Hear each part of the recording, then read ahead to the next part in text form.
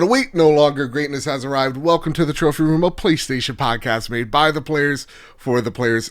I am your host, Joseph, aka Mr. Badbit, and it is here where me and my best friend Kyle talk about the latest, the greatest in all things PlayStation. Of course, you can listen to the show wherever you get your podcasts and on YouTube at Badbit Games. And if you like what you hear, please consider dropping us a 5-star review on iTunes. And if you really, really like us, you could drop us a buck over at patreon.com/badbit. So with all that said, and with all that out of the way, the greatest co-host who ever is, whoever will be, Mr. Kyle Stevenson, how are you, sir? Doing fantastic. Yeah? Yeah. Just great. I'm ready to talk about Bug Snacks. Listen, all episode long. It's been a week since Bug Snacks has entered our lives, and we are days away from The Last of Us Part 2 at this point in time, as of recording. So, I got a question for you, Kyle. Where is your hype right now for The Last of Us Part 2? Are you nervous hyped? Are you excited hyped? Where are you right now? A little bit of both. Yeah. Of course, I'm excited to finally get my hands on this game that I've been waiting for so long since they announced it. Little nervous for the fact that I want my Alley Edition as fast as possible. Oh, right. You have that issue with GameStop, right? Is it GameStop or Best Buy? Yeah, it's GameStop. Of course it is. It still says it's preparing for shipment. Oh, boy. Who knows? But I made some contingencies. I also pre-ordered it somewhere else, so I will be able to play it as soon as possible. That's what I did. I did the same exact thing. I pre-ordered it at Best Buy first, but Best Buy's fickle, and so I pre-ordered it, then on Amazon, then at GameStop. Yes. So now that Best Buy, it's clear, it's there, it's waiting for me, I'm going to cancel Amazon, I'm going to cancel GameStop, and Friday's the day, man. I'm super pumped. Now, I did something crazy. I also pre-ordered it digitally as well. But this is one of our favorite games of all time, Kyle. Yeah, so it's for worth sure. it. They were out. I have to make sure I have this game. I was not going to make the mistake and not get the collector's edition with the statue, because that original game statue is bonkers on eBay and everywhere else. Yeah. But yeah, I'm so nervously excited to play this 25-hour plus journey, whatever it's going to be, of tense stress and dealing with what Neil and Hallie are saying all about hate. Like, I don't know if I'm ready. I don't know if I'm ready either. But you know what? We're about to talk about some PlayStation news, Kyle. We talk about Bug Snacks? Well, before we talk about Bug Snacks, before we talk about the PlayStation 5 Bug Snacks, or the Spider-Man Bug Snacks, or Bug Snacks Squadrons, or WB My Bug Snacks Batman. Oh, Bug Snacks. Usually, before we square up the news, we talk about what you've been playing. But this week, we're coming off the hype that was the PlayStation 5 reveal, right? So I want to talk about what you've been feeling, because when we entered or exited the PlayStation 5 reveal, we came out and we're like, pretty solid show. Like, this was, it didn't, blow my skirt up, but it was a really solid showing of, this is the first time we've seen this console, this is the first time that we're getting real information about it, and I left positive and hopeful for the future of PlayStation, but I wasn't over the moon. And now that we got a few extra listeners in from last week's episode, thank you for making it the most listened to episode of the Trophy Room. I'm so grateful. I hope you're still here with us. Kyle, how do you come off now with a week being divorced from this conference? Yeah, I was actually probably a little bit more down overall than you when we talked about it right afterwards. I think I said I was just whelmed, not overwhelmed, not underwhelmed, just kind of whelmed. I thought the box was weird. But then I watched... You're not alone in that one, Kyle. I know. I watched it, I think, like 3 or 4 times afterwards, all the way through. And the moment I watched it a second time, when I didn't have to worry about like reacting and talking to you, not that I don't love it, but like to focus on what is being shown to me, I absolutely loved that conference. I think it's one of the most solid ones PlayStation has ever done, and it's really impressive what they did to hype up a new launch console. Especially with all the love and dedication that they gave to indies on such a big stage. I love that. It echoed the feelings of the PlayStation 4 console reveal. like at E3, so many years back, where like they gave you something for everyone. And so when I hear people go, oh, there's lulls in this conference for me, I'm like, yeah, but if you could pick out 3 or 4 or even 5 games that you're going to be picking up, that's a really successful conference. And I looked it over, like how I think about this reveal is I was whelmed. I came off, I kind of came off whelmed. I'm optimistic for the future and whatnot, but I started watching it again in 4K because my problem was, Kyle, I was like, there was nothing that showed itself to be next generation to me. Mm-hmm. And man, oh man, when I watched that in 4K, chef's kiss. And shout out to Ratchet and Clank, which we did not give enough love to. That was the showcase of what this console is all about. Hell yeah. Like the seamless transition between all the warping and all the portals. That blew my mind. And then going to see how many games I'm going to be picking up, like Kenna and the Bridge of Spirits. Like, there are bug snacks. There's so many games that interest me that had me hyped for the console that I'm like, I'm walking out with like 6 games on my list that I'm going to be purchasing.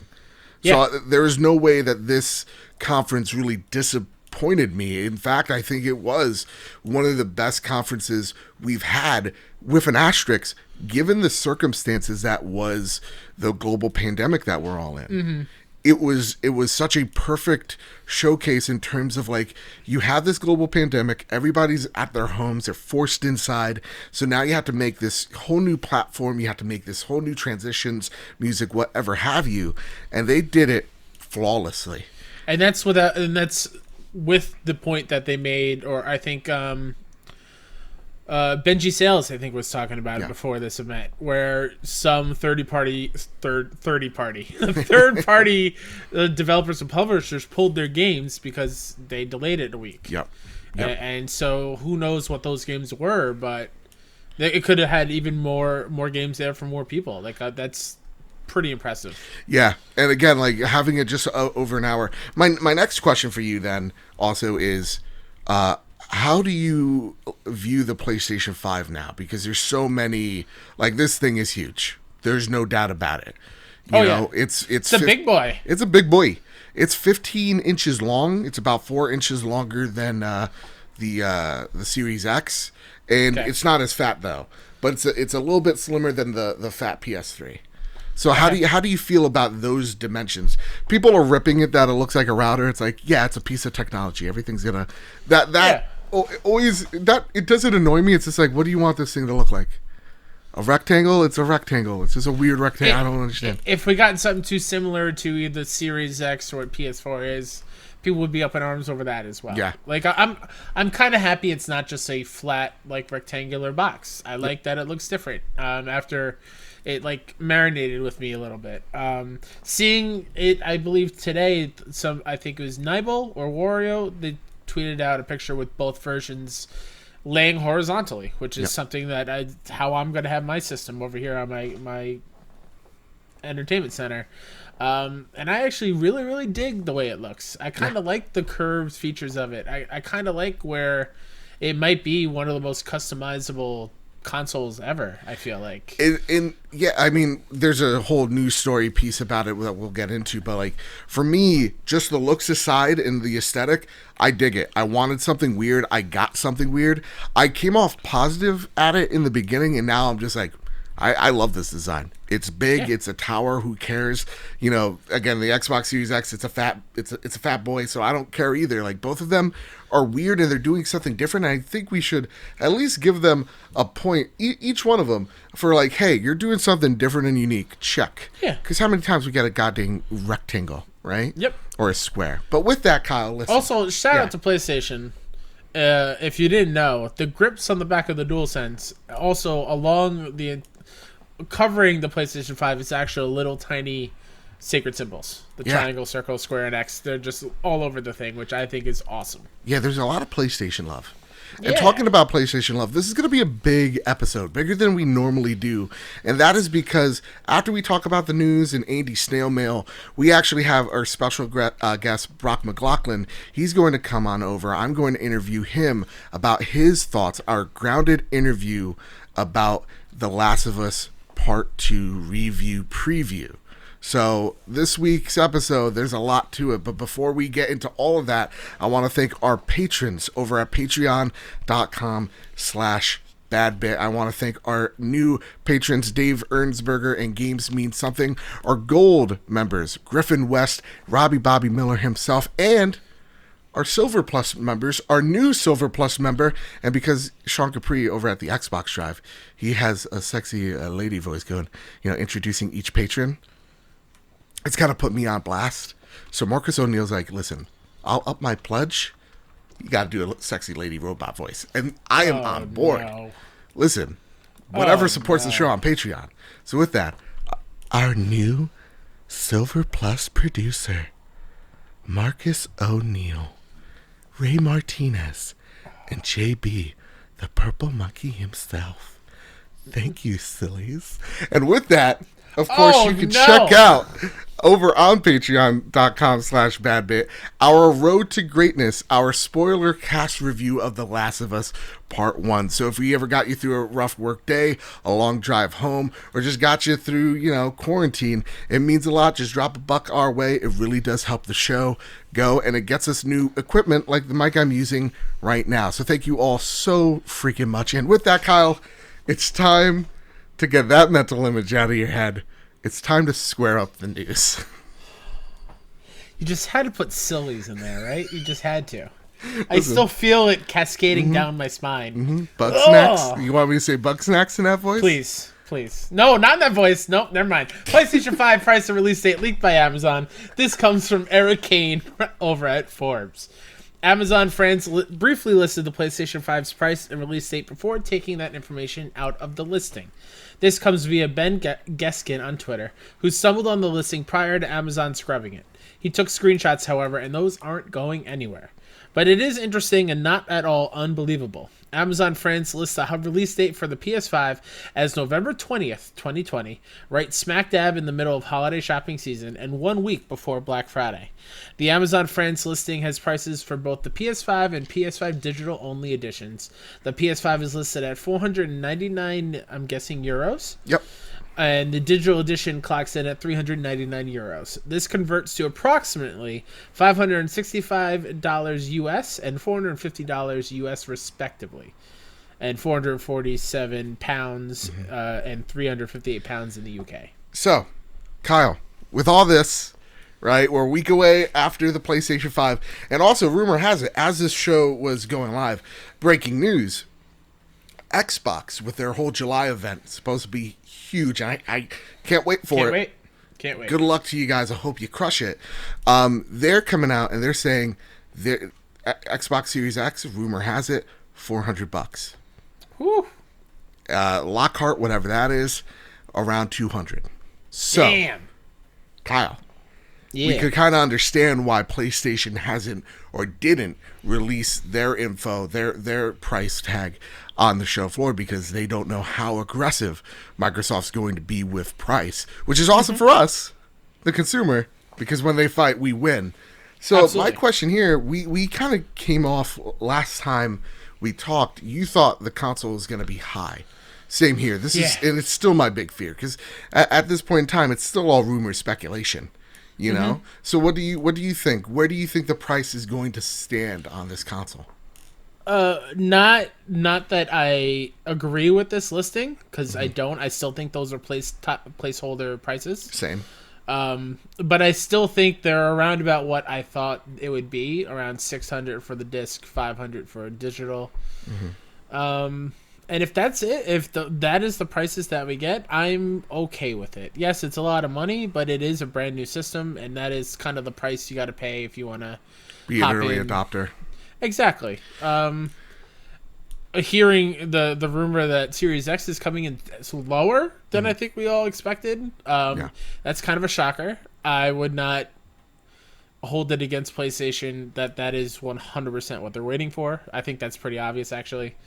I'm just excited. Like you said, we win. The consumers win when they're fighting over price. As long as Sony budges and brings it down a little bit. If they don't... Well, here's the thing. What if they don't? What if Microsoft comes out with, their chode console Listen, if they're calling it a router, I need to throw a name back, all right? So they're coming in, right, with this cheese wheel of a console. What, and it's priced $100 less. Are we going to see a scenario like we saw last generation where casual audiences will migrate over to Xbox simply because it's cheaper and, not to mention, more powerful? Yeah, I'm sorry. I got distracted. Oh, what do you say again? Hey, show's right here, Kyle, okay? I'm sorry. Show's right here. Don't get distracted by Sorry. bug snacks. My question for you, all right? And you're gonna get hit after the show, I swear. Is Do it. Whoa, this got weird and hot. Is if the Xbox, You're the one that said sillies. I'm sorry. that's true. If the Xbox is $100 cheaper and it is more powerful than the PlayStation, do you see people migrating from PlayStation to Xbox like we saw this generation from Xbox to PlayStation? No. Okay. And I think the reason why is because all the games you can play on Series X, you can also play on current consoles. So I think if they... Well, right? asterisks. Most first-party games, like the second-party games, Sure. like the Medium or Scorn with the alien wall penises, that looks... Ugh. Those are going to be exclusive to the Xbox Series X. Oh, okay. But your Halos, your Gears of War, that's going to be the big exclusive. guns. Yeah. Yeah, I still don't think it'll be a huge jump. I think if anything, they're gonna get both anyway if they're really hardcore about it. But I don't think I don't envision anyone abandoning PlayStation outright and hopping over to Xbox just because of the price. I see some people doing that, which is rightfully so. Go wherever the dollar takes you. If games like Last of Us and God of War and whatever PlayStation have, I can see people doing that for sure. I see some people doing that for the sake of just money. Money talks, kind of bullshit walks. And I don't think it would be as devastating because I think there was a lot of errors leading up to that Xbox One reveal that caused people to just, go astray. But I definitely see the race or the war, whatever you're going to call it, being a lot tighter if it is PlayStation 5 is less powerful. That's obvious, and it's $100 more expensive, or even $200 depending. I definitely see that, but I don't know if it's going to be $600 or $500 anymore. But I also think we have to get used to the fact of it might be a $400, $500 console, and also understand that we spent on a PlayStation 4 $400 at start, and 7 years later we will be spending $400 for the better console, for the PS5. And just in terms of inflation, you're actually spending less money by buying a PS5 than you would have with a PS4. So I do think it's going to be higher money wise, but again, I think it does dictate how aggressive Microsoft is. And for the sake of PlayStation, and for the sake of my wallet, rather, I hope that's the case. Kyle, with that, anything to add, or you want to go to the next story? Because I'm we can move on. Pumped for the next story. Let's go for it. I apologize if I say your name wrong, sir. Chaim Gartenberg from The Verge. Insomniac confirms Spider-Man Miles Morales is a standalone PS5 game. Insomniac Games has confirmed that the newly announced Spider-Man Miles Morales will be a standalone title for the PlayStation 5, quashing rumors that the title was simply a remastered version or an expansion of the original PS4 Spider-Man that had been swirling since the reveal. Spider-Man Miles Morales will reportedly be smaller in scope than the original, though, per a Bloomberg report that compared it to Uncharted: The Lost Legacy in scope. Part of the confusion stems from comments from Simon Rutter, EVP head of European business at Sony Interactive Entertainment, who commented in an interview with The Telegraph, quote, "I guess you can call it an expansion and an enhancement to the previous game," Rutter went on to explain. "There's a substantial Miles Morales component, which is the expansion element, but also within the game as well there's been major enhancements to the game and the game engine, obviously deploying some of the major PlayStation 5 technology and features," end quote. Despite Rutter's comments, though, developer Insomniac Games has confirmed in a tweet that Spider-Man Miles Morales is a standalone game that continues the adventures of the video game Spider-Man. This was such a mess up in terms of messaging on PlayStation's half. I mean, everybody's coming off hyped on this game. It looks incredible. And I got caught up in it. Did you? Yeah. What were your thoughts when you heard that it may be an expansion? Yeah. So when I read this, I thought it was like a confirmation that Spider-Man PS4 is getting its PS5 like remaster, if that's even possible at this point. It already looks so great. And that it would just be added on to the main game. I was like, oh, that's awesome. I get to play the original game again and then have another meaty part of Miles just added into it. And then I learned an hour or two later not to trust execs who don't know what they're talking about. It was a tough lesson, but when this was revealed, though, both you and I both agreed that this is like Lost Legacy anyway.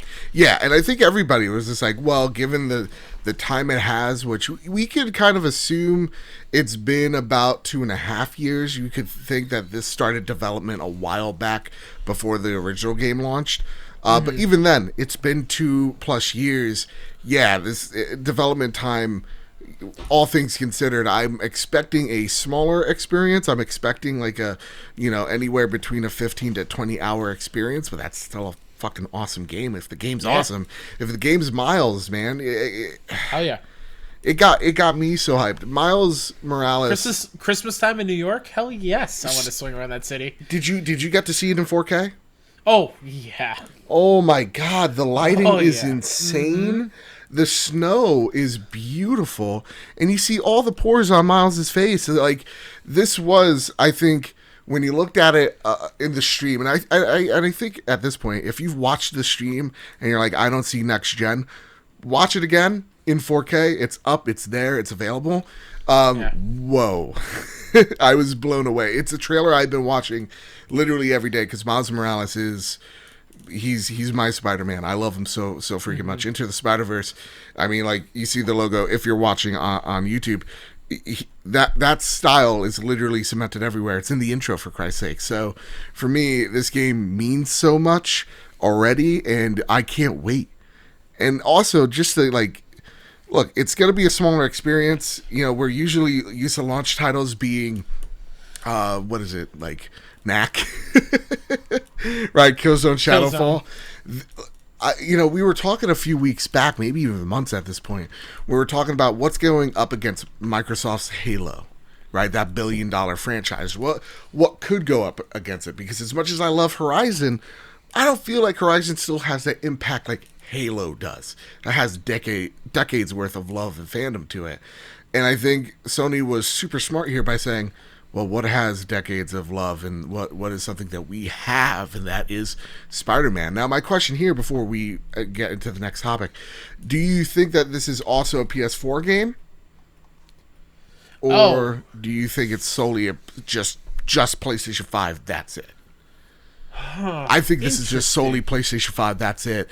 I think this is the thing that they want you to go out there and buy a PlayStation 5, and they know people will. That's interesting. I know. I could see it being on PS4. Yeah. To be like, hey, this is where it started. Give you a little chance to play it. Mm-hmm. But yeah, I think the way to play it is on PS5 because of all what the PS5 can do. Is that fair though to all those Spider-Man fans? No, it's not fair. Yeah. I know it's not fair, but it's also not fair. We talked about it on the show. It's not fair that Deathloop and Ghostwire are timed exclusive from PlayStation. It just, things happen that way. Mm-hmm. Yeah. All right. We heard that here, folks. PlayStation also, I was looking up. You were talking about PS4 launch titles and stuff. Mm-hmm. I went back to look at the PS3 launch titles. Oh boy. And it is. Wow. We got spoiled with PS4. Let me tell you. Yeah. Well, was it Resistance a launch title? Resistance was, yeah. Motorstorm, Marvel Ultimate Alliance. 2 NFL games, Genji Days of the Blade, Call of Duty 3. That was a bad one. There was a Gundam game, two NBA games, Need for Speed Carbon, Ridge Racer 7, Tiger Woods Golf. I mean, Tony who could Hawk's forget Magic Ridge Racer, dude? Yeah. So, this is looking like a pretty solid lineup with just Spider-Man alone. Yeah. With that, Kyle, let's get into the next one. This story is also breaking. From Joseph Scrubbles over at IGN writes, Madden NFL 21 offers free next-gen upgrades on PS5 and Xbox Series X. EA has announced that it has extended Madden NFL 21's previously announced dual entitlement scheme to cover both PlayStation and Xbox machines up until the release of Madden NFL 22. Buying the game on Xbox One or PS4 will allow you to freely upgrade Madden 21 to its equivalent Xbox Series X or PS5 version when they're released. EA has previously made clear that Madden 21 will include new features unavailable to the prior generation. This offer will remain ongoing until Madden 22's release next year. EA says that unspecified offer exceptions apply, and also makes clear that currently physical discs can't be used to gain upgrades on discless consoles.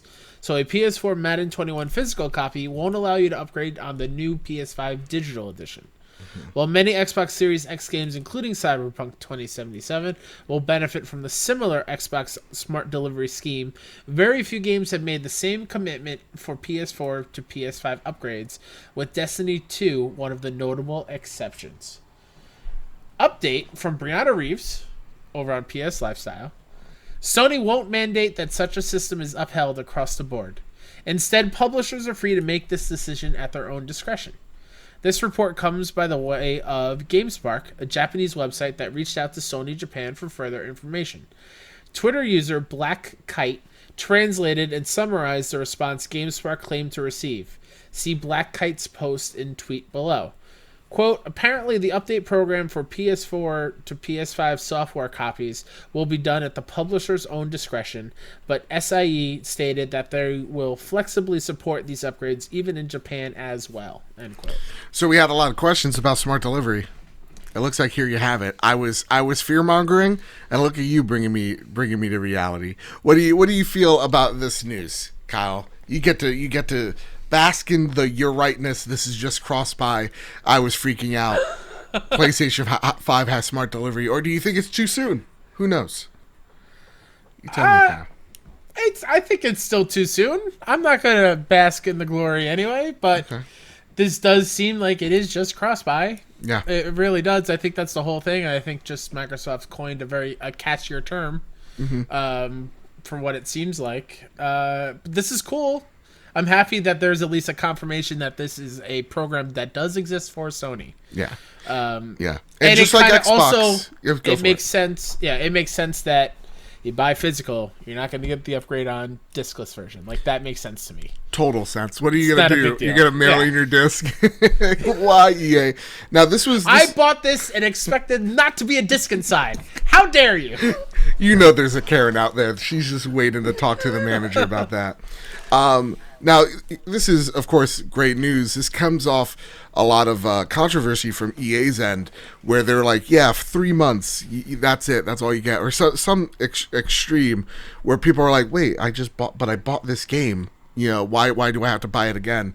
And what if the consoles are sold out? What if I buy it in January? What happens to me there? Am I just screwed out and I got to buy another one? That's stupid. So it looks like it's awesome to see EA buckling. It's awesome to see we're seeing more of this pattern of like, yeah, no, this game is, again, we don't have a smart, catchy title, but it looks like it's literally the same exact thing. So, yeah, I don't want to jump the gun yet saying it's totally confirmed, but it definitely seems like it is the case. We know at least one game that does it. Well, two, right? We got Destiny and we got oh, true. Madden. Yeah. It's two. So with that, Kyle, breathe a sigh of relief. All right, now get your helmet on. Good. We're about to fight some gosh dang space fascists. Let's talk about the next bit of news. Again, I apologize if I butcher your name, sir. Oh, same guy. I'm so sorry. Kame Gartenberg from The Verge. EA announces Star Wars Squadrons, a new first-person starfighter dogfighting game. EA has announced a new Star Wars game, Star Wars Squadrons, a first-person space combat game that will have players flying the series' famous starfighters in head-to-head single-player and multiplayer battles. EA won't be revealing gameplay until the company's EA Play Live event, but it promises a variety of multiplayer modes, including fleet battles, where the goal is to work with your teammates to destroy a capital ship, as well as more traditional dogfighting mode. Star Wars Squadrons also shows that EA has learned some considerable lessons from the loot box debacle that marred the first several months of Star Wars Battlefront 2. While the game will offer extension customization options for both gameplay-altering items like weapons, hulls, engines, and shields, as well as a variety of cosmetics to customize their cockpit, ship, and pilot appearance, the company promises that everything will be earned solely through gameplay.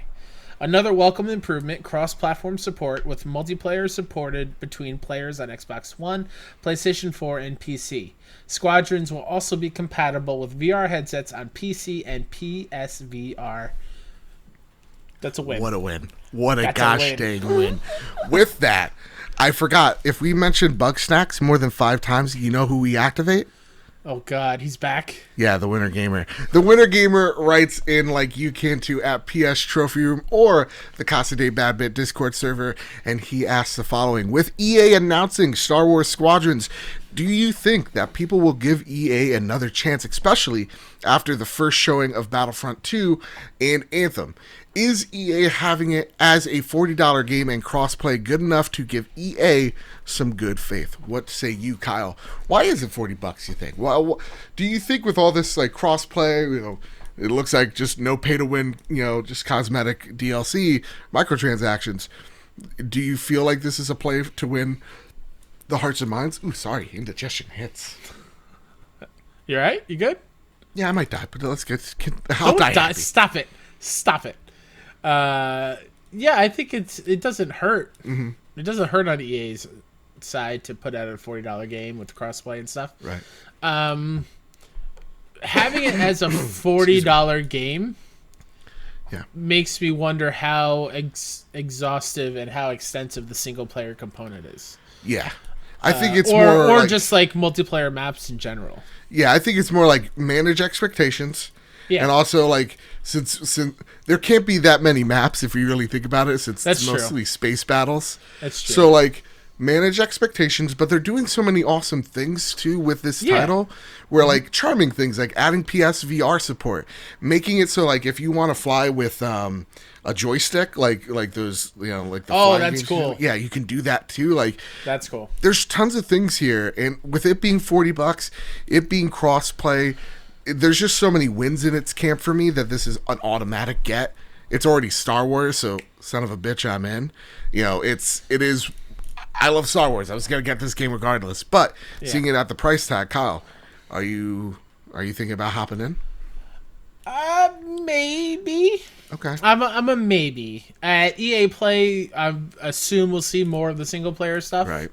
And a little bit more of the gameplay that's not cut up into this bombastic blockbuster trailer that this was. So I'll wait and see. But yeah, I'm excited that there's a Star Wars space fighting game. So that's pumped. Awesome. Dude, I'm gonna be in a B-wing. One of the best VR experiences was the Battlefront 2 X-Wing VR mission. What if, and I know this is just pie in the sky, this is literally just, my heart's racing now as I think about it. You're in the Millennium Goddamn Falcon. Whew. Oh my God, Chewie, we're home. Like if that's like, even if I'm just in the cockpit and I'm flying, I'm in heaven. You could just put a bullet in the back of my head. I'm done. Hold on. What if they take that concept, you're in the Millennium Falcon, and kind of what they do at the Disney parks now, with the Millennium Falcon ride, and do what they did with Star Trek Bridge Crew, where you have other people with you in the cockpit in VR, controlling the buttons and stuff. Okay, I can only get so erect. Oh man, that is way too much, Kyle. Woo! Bug snacks. Bug snacks from a talk about bug snacks from a scale from bug snacks to bug snacks. I'm bug snacks right now, man. Oh, I'm full weenie hands and everything. So with that, Kyle, before I kill you, please go watch that trailer if you don't know what we're talking about. Please. It's so good. I really do love that joke. Though that trailer got me all sorts of like, what the hell?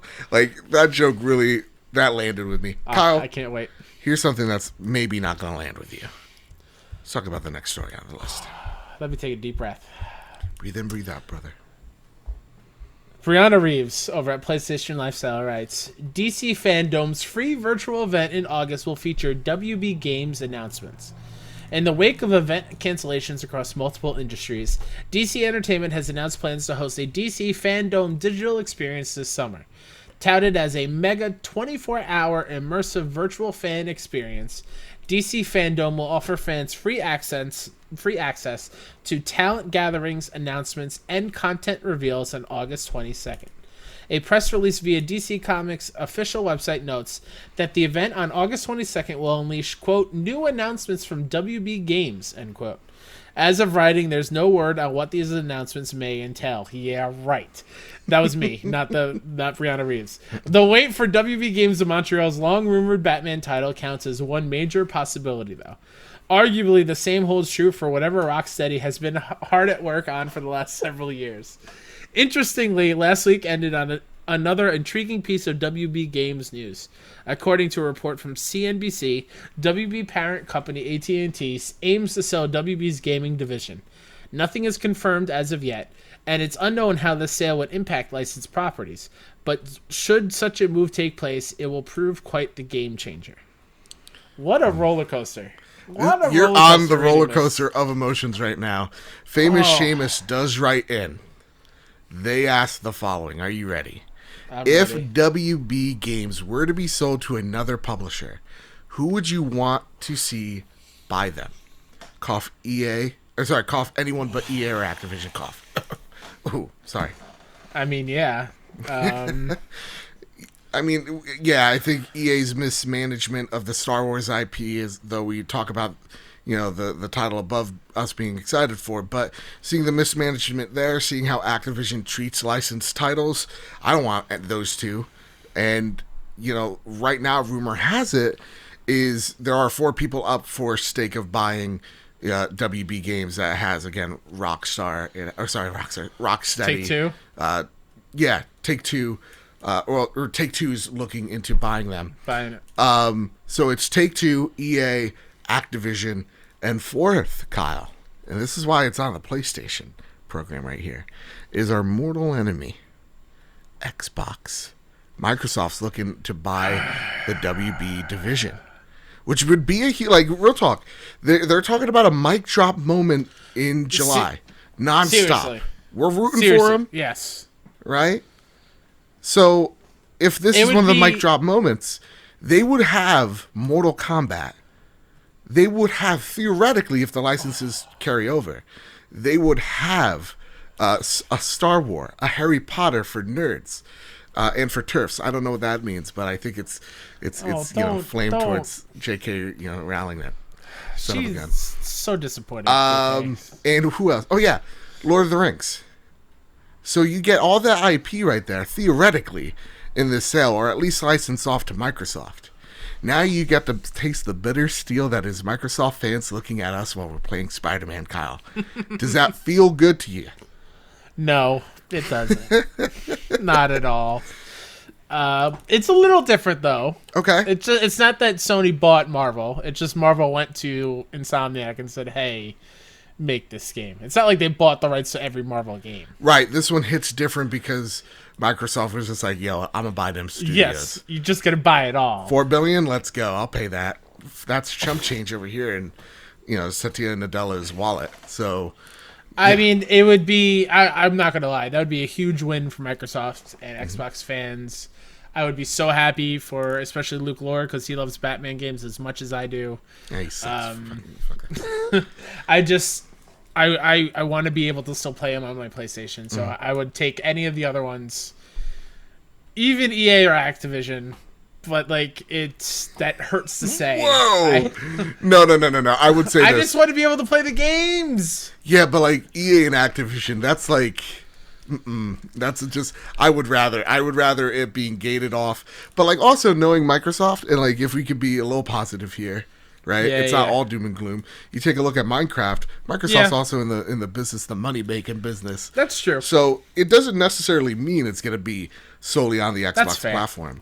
But to me, it also goes to show Sony then even has to be even more aggressive in terms of pumping out IP, making second party deals, and even acquiring some studios as well. So to me, I think it would be a good thing in terms of Xbox fans get to change that narrative that there are no games on that system.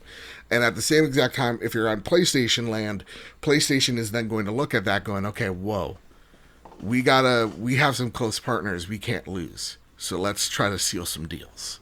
So I don't think it would be the end of the world scenario, but I think it would change the game in a very big way. And I hope so. You know? No. What? That would also mean Lego games would fall under that too.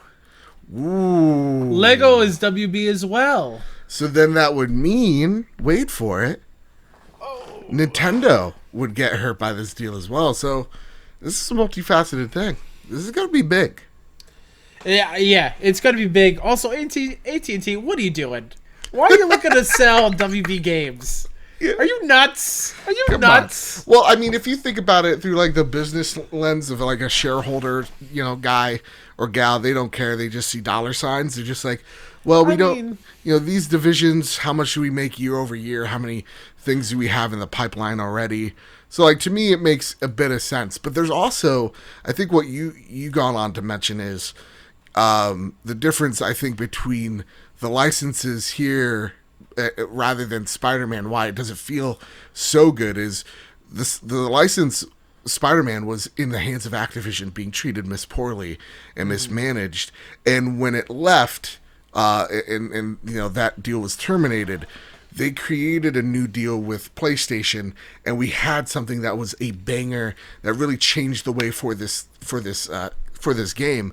And then seeing Microsoft just come in going, all right, how much money? All right, here's 20, right? Like, and then all of a sudden have what has been decades of Lego games, decades of great Batman games, then all of a sudden just gated off. I get that feeling is different. Yeah. But it is what it is. Business, man. Business. Just show me Batman. Just show me Batman. I just want him in a good home. He's been through so much. He really has. Martha, like Hey, how do you know that? How do you know that name? How do you know that name? That's my mother's Talk about name. Bug Snacks. I said it way too. Here's the thing: if you say Bug Snacks, I know I'm saying it too fast on purpose. Now. And funny, Andy McNamara from Game Informer during the show when I was watching it, their reactions, he said it way too fast, and he said the thing, and it was amazing. With that, Kyle, we got some Flash news. You want? Yeah. I'll take over the Flash news if you don't mind. Go ahead. So this comes from fandom at Twitter. Horizon Forbidden West will be coming on PS5 in 2021, says the game director, Mathis Dijon. Like the mustard. I'm only kidding. Look it up. I know I butchered that name. Aiming for a 2021 release date. Dozens of new mechanics and creatures. Underwater areas to explore new human tribes, one of which can override machines for use in war. Get you pumped? Get you excited, Kyle? Very pumped. A little sad that it's not a launch game, but you know what? I'm fine. It's okay. When do you think? Because I don't like PlayStation. Usually, typically, doesn't release games in the holiday season. Usually, that is like I think the only game that did was Spider-Man in early September. So I do think 2021. I'm thinking May through August is the time span. What say you, sir? I'm going to be bold and say February. God damn. I think Ratchet's February. Oh, that's a good point. Yeah. Do you think Demon's Souls is a launch game?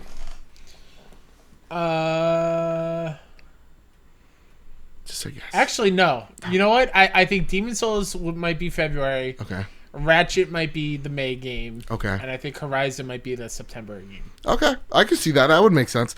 And real talk, the one thing that I love out of this PS5 event, reveal event, is seeing so many fandoms happy. Like, going on the Demon's Souls Reddit was magical, and seeing how many people are so excited and all the updates. And again, like, so many people going, if it's anyone going to handle this that's not From Software, it being Bluepoint, I'm in.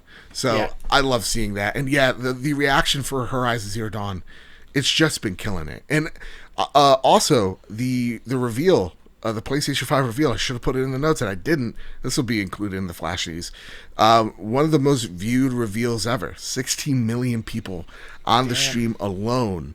And then I think it's like we're going up close to 10 million views on the Miles Morales trailer, 5 million Hell on yeah. Horizon, just coming from my memory. So even little indie games like Bug Snacks, 500,000 impressions. Hell So yes. on YouTube alone. So again, that a lot of eyes, a lot of eyes on that one. Next is The Last of Us Part 2's review scores. Now again, towards the end of the show, we're going to have that interview with Brock Mclaughlin. I really loved it. It was a really grounded take. This game is very divisive, and he's coming through the perspective of someone that is like, I'm in the middle. And so it's awesome to see me interview them or him and kind of get his takes into why and why not. And because the embargo is so restrictive, we got to be super vague. So there's no spoilers whatsoever. I'm really excited for that interview. With that said, reviewing extremely well, being divisive as it is, with a 96 Metascore and a 96 on OpenCritic. So, Yeah. wow. A lot of people... 99% of all critics say play the game. Yeah, play it. Recommend it. I can't even say. I can't spoil it. Who drafted it in the fantasy league between us, Joe? I don't want to talk about it. This guy. I got Cyberpunk, so I'm happy. That's going to be a high 90s. Who also got Spider-Man? This guy. I saw, and honestly, I feel bad for you. I feel bad. Oh, the crooked commission, for the newcomers in who don't understand that mom and dad are fighting right now, we have this fantasy critic league, okay? Obviously, I'm going to win. We're betting on games that are going to have the best scores. Listen, I'm only picking winners, and I'm not saying Miles Morales isn't a winner, but I know you need something to boost that score, because it's pathetic right now. We'll go over what we added maybe next week, since we're at like the halfway point. And also, you cheated on the public one, I'm just saying. Crooked. It's crooked. With that, Kyle, you have a giveaway you'd like to do for The Last of Us Part 2. Give a little detail on it. So I was just looking at GameStop and just seeing what kind of Last of Us merch they had on there. And I saw a Last of Us Part 2 collector's box, which includes a duffel bag, coasters, a notebook, a pin set, a pint glass, and socks. And I was thinking, man, we both love Last of Us. Yeah. We're so excited for Part 2. Why don't we give this away to somebody? So this doesn't come out until July 13th. So what I want you to do is tweet at PS Trophy Room from this point until July 6th with a screenshot of a donation to a Black Lives Matter cause, whether Color of Change or BlackLivesMatter.com or another one that you might find out there that you want to give to, or a COVID cause such as No Kid Hungry, which we have both supported before in the past. So screenshot a donation to one of those causes at PS Trophy Room, and I will pick a random winner and send that collector's box to you. Yeah. And if you've already donated, please don't worry. Send it. We need optimism more than ever in this world. So please, if you have donated, you're planning to donate, or donating right now, and you're like, oh, what are the odds? Screenshot it. PS Trophy Room, all one word. Go over there, tweet at us, and maybe win socks. Who doesn't love socks? Because as you get older, you respect a good sock and a good duffel bag. And some good coasters. Yeah. A nice little pint glass. I'm not listening to the coaster rule. And let me tell you, this table that I'm using, ruined because of it. With that, another flash news. Pistol Whip comes in on PS VR on July 28th. This is a cool rhythm shooty game that is like Beat Saber meets, again, any type of like action shooter, arcade shooter. Awesome. Pumped. Kyle, you got this next one. Spoiler alert. When it comes to our Game of the Year talks later this year, Fuser, I believe, will absolutely be on that list. Fuser is the next Harmonix rhythm-based game, and they just updated with some songs that are going to be in the game, which include songs from Brad Paisley, Mud on the Tires, Cardi B, Bodak Yellow, Carly Rae Jepsen, Call Me Maybe, DMX, X is Gonna Give It To Ya, Grandmaster, Mella May, The Message, Jonas Brothers, Macklemore, Thrift Shop, Nelly, Hot in Here, Panic at the Disco, Whitney Houston. Oh, Pitbull. Shit, they got Whitney Houston? I Want to Dance with Somebody. Hell yes, they do, Joe. Oh my God. This game is going to be awesome. I just want to shout out some really cool songs in addition to the ones that they had at PAX when I played. I'm so excited to mix and match these together. It's going to be awesome. Hey, do you know who has that on their list? You do. That's right. Suck a big fat egg. With that, Kyle, it's the last bit of news of this week. Would you like to read it? Why would I suck an egg? I'd rather eat the egg. Sign Mather over at VG247 writes, here's the reason for why the PS5 is absolutely huge. Mm-hmm. The PS5 size took people by surprise last week because of the fact that it's an absolute unit. But there's a pretty solid reason for why it's so unbelievably massive. It's mostly to do with thermals, it seems. According to Matt Mclaughlin, the vice president of UX design at PlayStation, the PS5 packs a lot more heat than the PS4 could even dream of. Mclaughlin took to LinkedIn to address PlayStation's upcoming behemoth, explaining exactly why it's not quite as elegantly slim as the PS4 Pro, and why its increase in power inherently necessitates an increase in thermal casing, and, as a result, PS5 size. Quote, I'm really impressed by this design. However, in today's times, people seek portability and convenience, wrote one commenter, seeking answers as to why the PS5 is so bigger than its predecessor. The performance in the PS4 was amazing. Why make the new product bigger and bulkier? End quote. Quote, thermals, replied McLaurin. This gen is little supercomputers. While the 7nm process delivers amazing heat performance for the power is very extreme. This tech is still so fresh, it throws a lot of heat, so we need room to dissipate, McLaurin expanded in another comment.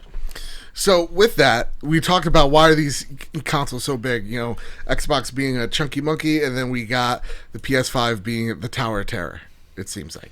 Yeah, real quick, Joe. Yeah. I don't know if you're thinking the same thing I'm thinking. I probably am, yes. Why is this commenter asking about portability when it comes to PS5? I don't know. I like to carry it around.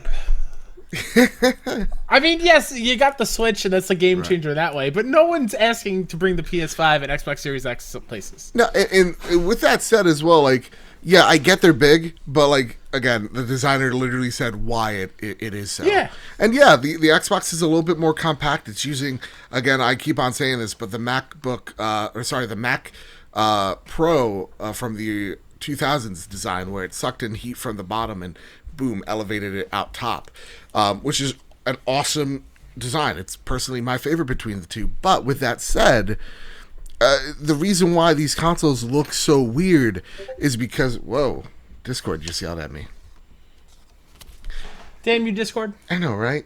And you know who it was too? Sean freaking Capri. Let me just see. It could be important. Let's just check it out. Oh, come here. on. Sean, we're doing a show here. We're doing a show, Sean. How dare you not pay attention to the show? Oh, you don't want to know why, and this is why I'll keep it in the show. Sean and I had a bet. He said that Cyberpunk 2077 is going to be day and date on Game Pass. I saw that. And I said, I'm willing to put money that it's not. And now he's trying to start crap, saying that he is so gung-ho that this is going to be it. Though they just announced an Xbox limited edition that looks like garbage rolled into one with the game bundled inside. So I don't know why you wouldn't just put it with Game Pass if it was day and date, Sean. Don't know why you would. Anyway, back on to the point and why Sean's going to owe me $50 in the end of September. These consoles are mini computers. There's so much heat, being produced from these. It's just thermodynamics, right? With more power means more space, more air needs to get in there to dissipate that heat. So it totally makes sense. And when he says, look, the tech is still so fresh, it's throwing a lot of heat our way, no doubt, if this tower is too big for you, there will be a slimmer one in a year or two. No doubt in my mind that this is going to be the case. But I think people are blowing it out of proportion. Like, how is it going to fit in my shelf? I'm already thinking about ways of how to maneuver it. I'm like, well, get a better goddamn shelf. I don't know. But, that is something that Xbox and PlayStation have in mind. They understand that these things have to fit on counters and shelves. So, absolutely, is this thing going to, be big and take up space? Yes, but they already know that going into it. Mm-hmm. So you're going to find room. Most case scenarios are going to lie that way. And at the end of the day, who cares if this thing looks like a router? Who cares how big it is? As long as it plays the latest and greatest in all things PlayStation, who really cares? Don't hear it? And you don't hear it? Oh my God, if there's no big giant fan?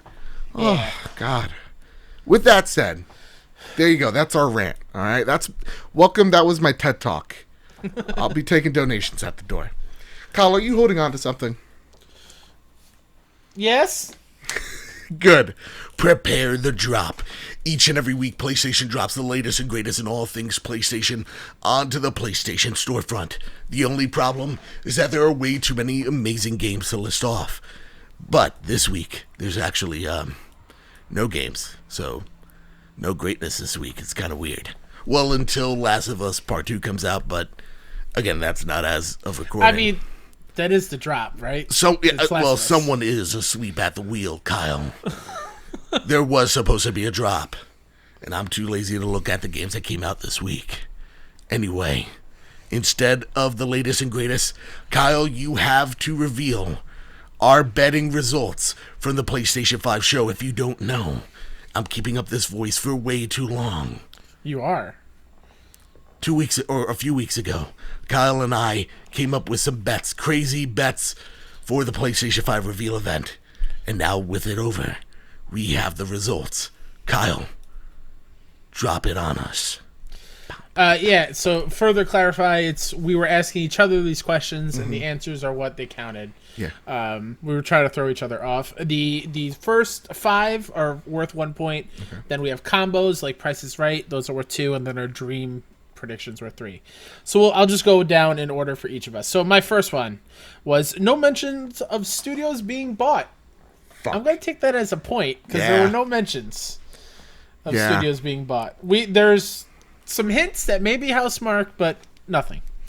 Number 2, we won't see the box before the show, and yes, at the event. That is 2 points.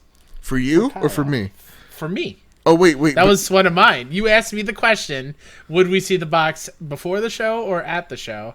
And I said no before, yes at the show.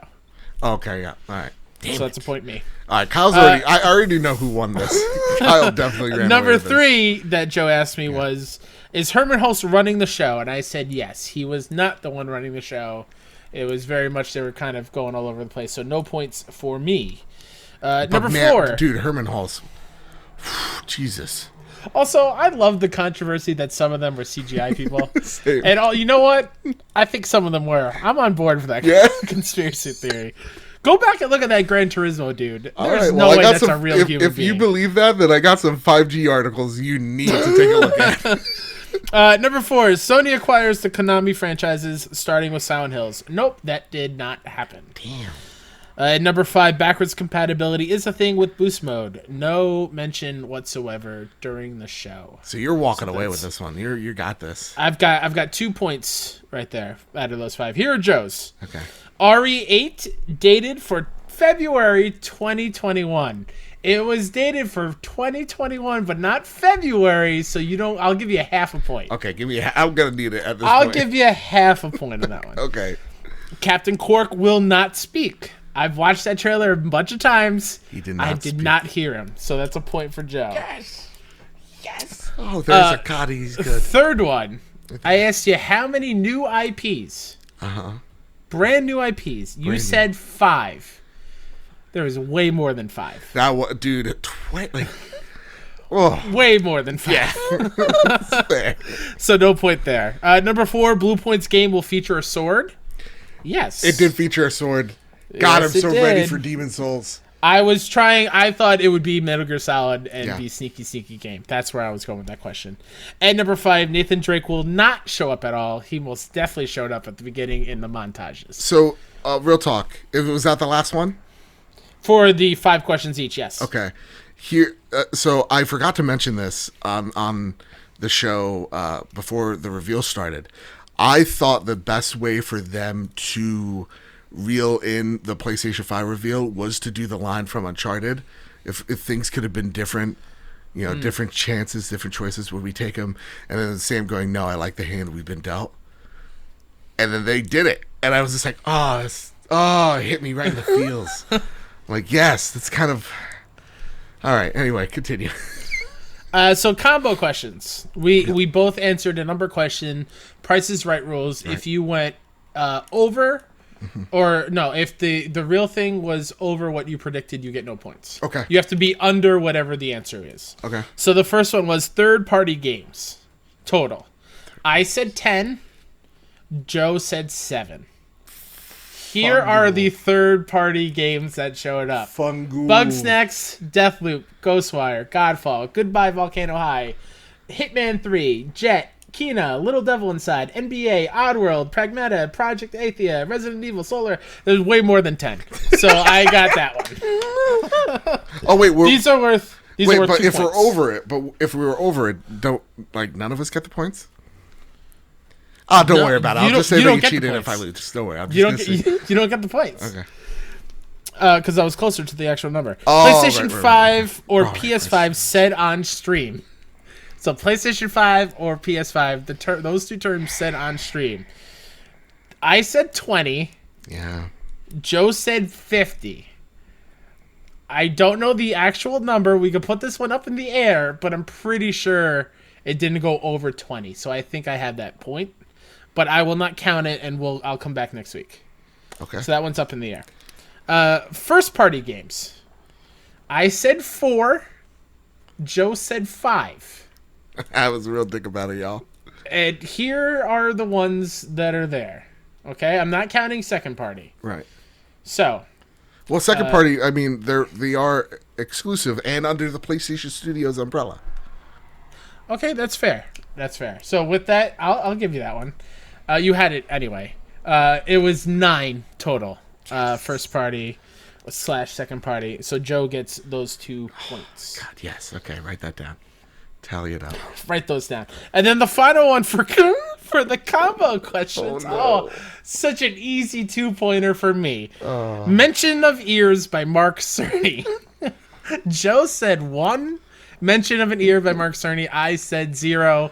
There were absolutely 0 mentions of ears by Mark Cerny. I'm proud of him, man. I'm proud he didn't say anything about collecting my ears. So that was an easy 2 points for me. So going into the final dream prediction round. Yes. I'm at 6 points. Okay. And you were at 4.5 points. Okay. Well, that's closer than I thought it would. Without adding that other one in. Okay. So here comes the dream predictions. These are worth 3 points each. Mm-hmm. Okay? I'll start with mine. Okay. Resistance 4 is real. Trailer shown, developed by Bungie. That didn't happen at all. Jesus Christ. No, it did not. Not at all. Again, Pie in the Sky. It was never going to happen, y'all. It was never going to happen. No. Yeah. No. That's why I wanted to go big or go home. Yeah. Well, you're going to get one person to comment, no one would ever. That's Pie in the Sky. Yeah. Exactly. Joe's is interesting, and we might have a little discussion here if how many points you're going to get. Joe said Spider-Man PS5 featuring Kraven the Hunter. Yeah. So here's the thing. Is Spider-Man PS5, was that referencing a full-on sequel? Or a standalone, just any sort of Spider-Man game on PS5? Kyle, it doesn't matter if I said Spider-Man. Are you saying Miles Morales can't be Spider-Man, Kyle? That's not what I'm saying. You know exactly what I'm saying. Don't you dare try to twist this on me. I get to do it because I'm Hispanic. This is great. So, yeah, we saw Spider-Man. Doesn't necessarily need to be... I'm willing to give you half of those points. I am willing to say, okay. So, do you know what that means, Joe? What's that? We're tied at 6 points.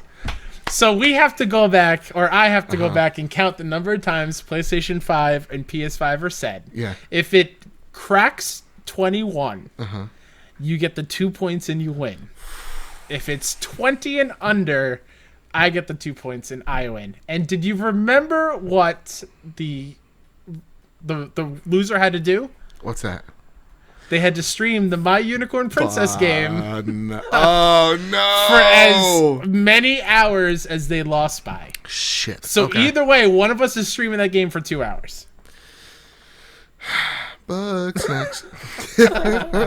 So those are the results. We will come back next week with whoever got those final 2 points. Ooh, listen. This is it. We're two Americans figuring out a close race, a close vote. That's never gone awry ever before. I can't think of one in my lifetime. 2000 Florida, you had one goddamn thing to do. Anyway, Andy Snail Mail, usually each and every week, right? You can send us your question over at PS Trophy Room or the Casa de Bad Bit Discord server. We take those questions and we answer them on the show. Or you could pen a letter to Andrew House, formerly of PlayStation. Throw a letter his way. I go over there. I steal his mail. It's a fun little segment. Nobody usually gets hurt. Anyway, this week we got 1, 2, 3, 4, 5 pieces of mail this week. The first one comes from Nerdy Guy Steve. Thoughts on what customization the PlayStation 5 could see? I imagine this was in reference to software customization, but I'd love to know your thoughts. The article mentioned that the PS3 was Linux capable at the beginning, and that's interesting. That would be the biggest wow factor of all time for either console. To come out and say you can run it PC mode and use your Steam library, I'd go nuts. I give that a 0.1% chance of happening, but one could imagine. Let me tell you something. Keep on imagining. As much as I'd love to see that, that's never going to happen. They want controlled ecosystems. Yeah. So what customization do we want to see the PS5 have? I want to see a Miles Morales PS5 in terms of like customization. Oh, dude, the boss logic. That's what master at his craft. That's what's making all these designs so like why I don't mind the design. Seeing all the Boss Logic customization consoles, like chef's kiss, amazing. Yeah. What do I want the PS5 to do, customize wise? I can't. It always goes back to trophies for me. I just want a trophy thing to what Xbox is doing. That's what I want. Can I beat you to the punch here? Go ahead. Give us a gosh dang adaptive controller. We're seeing all your developers do it. Fiddle with, I would love it so that right off the system, like, I know you can already customize controllers, but like plug in anything without having to go through hoops to make gaming easier for anyone. That would be it. Yeah, that'd be great. Got that right in my noggin here. Mr. Nasty Boots writes, with Persona 4 Gold coming to PC, do you think the profit margin Atlas will see? Do you think Sony will lose exclusive rights to the Persona series? Kyle, what do we do with traders like these? You talking about Persona in general? An example of them, yeah. No, like, do you see them? Do you see Sony losing the exclusive rights to Persona anytime soon? No. Yeah, and even if it comes to PC, I mean, we see games come to PC, whether it's Horizon this summer or even some other PlayStation games, Death Stranding, Xbox. We see it, and it doesn't do much to hurt their bottom line, so they keep doing it. Yeah. Next question. The most famous Seamus I've ever met in my whole entire life. You can write that down. 2 more days until The Last of Us Part 2 is out. I know a lot of people are super excited for the game. What was your most exciting game launch? I got 2. I got the first one that comes off my brain. Yeah. Actually, 2 of them now that I'm thinking about it. One is for sure God of War, because we were doing the show together at that point, and we both raced home and we showed off that our collector's editions. Yeah. Because we both got that one. That was really cool. But I think my most exciting game launch is when I was working at GameStop, and I was working the Arkham Knight launch. And my manager had us all dress up in Batman characters, and she made like Batman cupcakes. We threw a big like party in the store. That's awesome.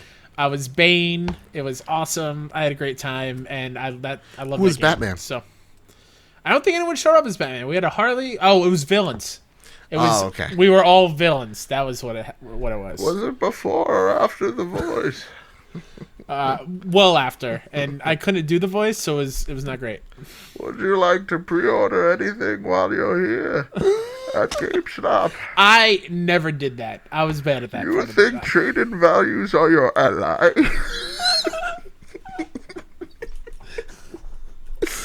Anyway, my favorite 2 was Halo 2's launch. Because I remember, like, people had LAN parties outside the GameStop generator rigged up. Like, that was awesome. That was sick, and we got to play hooky out of it as well. And then the biggest one for me personally, Spider-Man. I remember, dude, I was so.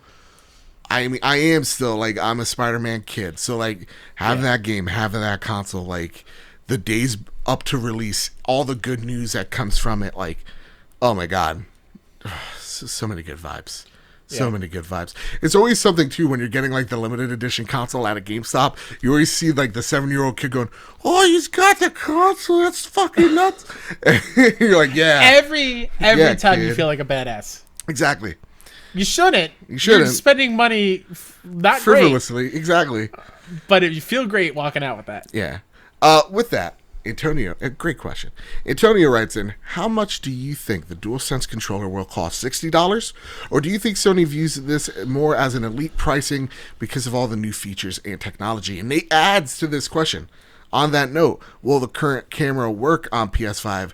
As we've been told, the PS5 will support PSVR, or will the new camera be needed? I think this camera's at least $80. Or sorry, the controller's at least 80. What do you think? I think it's still going to be 60. Okay. The reason why is because it is the standard PS5 controller. It's not like an updated version of a DualShock 5. This is the DualShock 5 essentially. Yeah, but remember, DualShock 4 controllers will still work. So with the DualSense, I definitely think that they are taking like this is a premium product, and we see like Joy-Cons and even like the Pro controller, and that's oh my god, not Pro controller for Nintendo. That's even $80. So I could see this being an expensive controller because of the tech. Let's put it down the middle. Let's say 70. 70 is a weird price. I'll say 75. I'll say 70. Meet in the middle, $72. All right, Kyle. PSVR camera. Do you think it's backwards compatible? Or you need a new camera? I do, but I think if you're going to stream and stuff, the newer camera is the one you want. Yeah, I'm gonna be buying that as well. So with that, Kyle, that's been Andy's Stale Mail. That's been the trophy room this week. But we still got an awesome interview with Brock Mclaughlin. So with all that said, with all that out of the way, everyone, follow the show at PS Trophy Room. We love you so much. Keep hunting. And please keep listening. This is a great interview. So, bam. So my guest today, as we do a review, preview, spoiler-free Last of Us Part 2 review, is my good friend, Brock Mclaughlin. How are you, sir? Oh, I'm great. I'm stoked to be here. Yeah, man. It's good to have you on. It's... we were talking. Sorry, I just started laughing right away, like right off the bat. I'm just laughing. Actually, it's nice to laugh after playing The Last of Us for like the last 2 weeks, which I was like, I'm so depressed. That's the thing. I'm hearing a lot about this game. Like it is here to kick the shit out of you, and it is here to make you feel a lot of things. But fun usually isn't one of them, which is strange when we're talking about a video game that's supposed to be fun, right? Or at least that's what we think. So before we get into talking about The Last of Us Part 2, Brock, who are you? What do you do? It's a very existential question. I'm Brock. I run a website called Brockstar Gaming.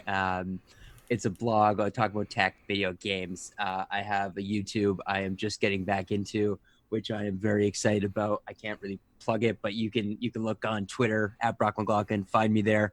I'll be ranting and raving about my YouTube soon enough.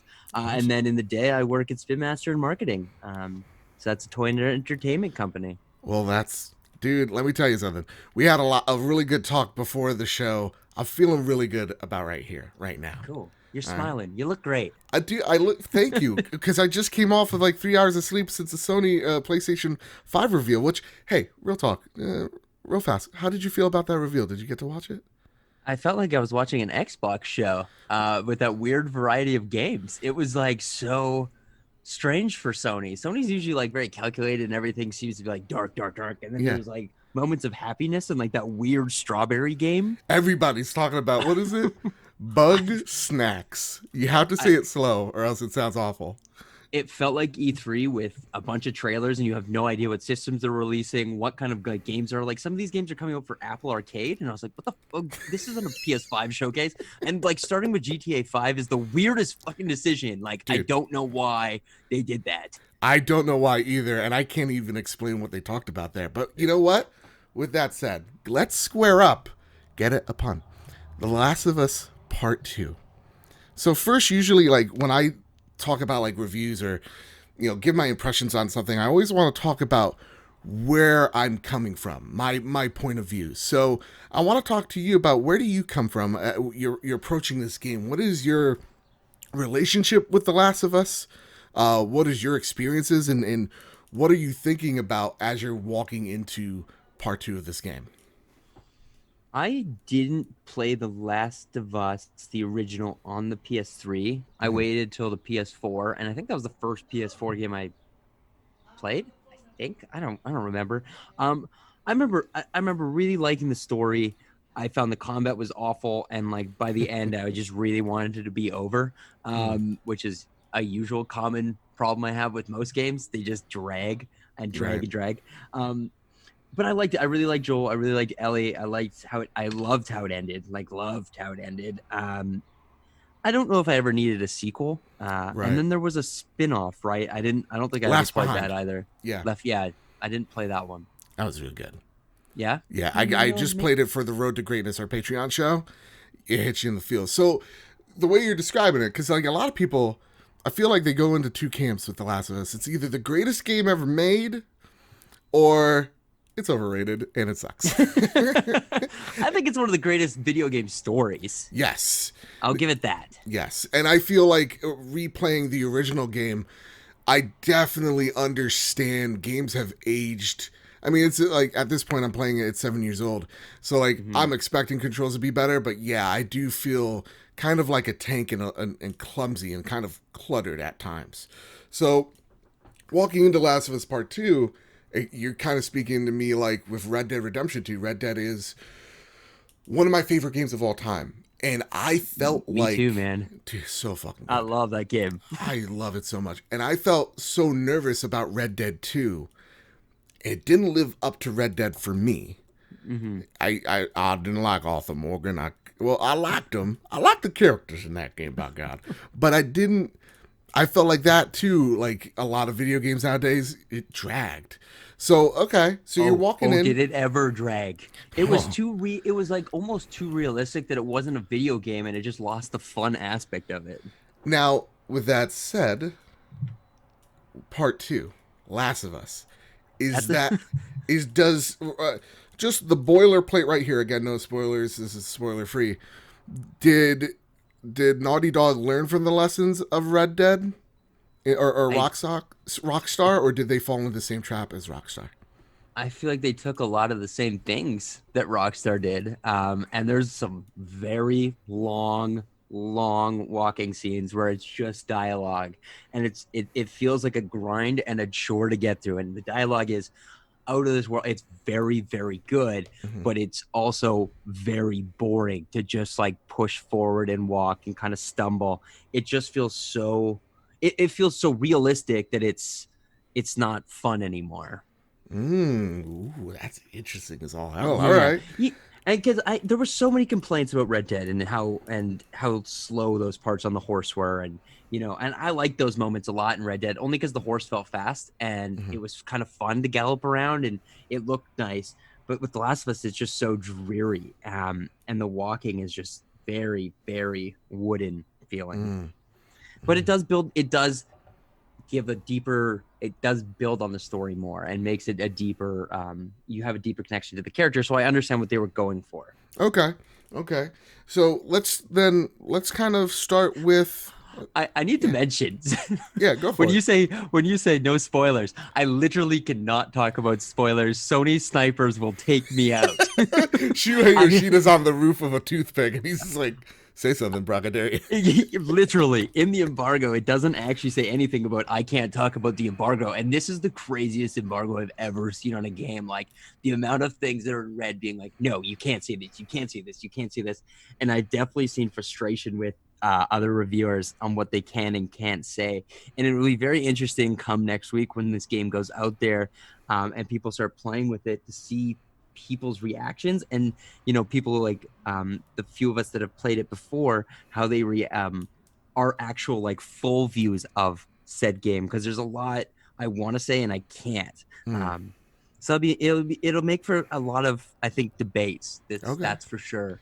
It's going to be a nuanced conversation, and you know the internet's really good at nuanced conversations. Oh, they've been known to be nuanced. So, all right, let's talk about this. So let's first break down level design.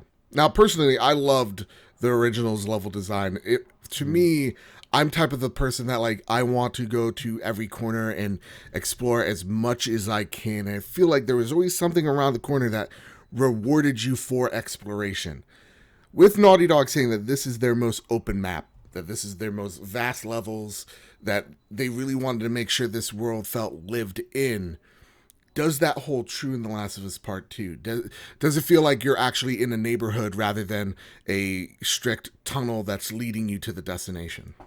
Yeah, absolutely. It looks everywhere it looks big. Like you look around and you can see so far in the distance, and it makes you feel very immersed in the settings and location. And you can kind of just wander around and stumble, and the game kind of keeps you on the rails, but it does a good job of rewarding you for kind of breaking free and just kind of walking around. There's always something to see and find. I found in most instances, which was cool. Yeah.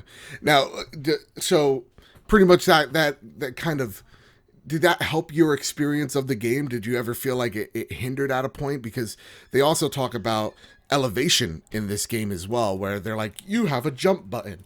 And that was something they were freaking out about. Is that something that's actually... No, we should not reward them for adding a jump button. That's just a normal thing that should be in games. I don't know why you wouldn't have a jump button. You want to make it realistic, a human can jump.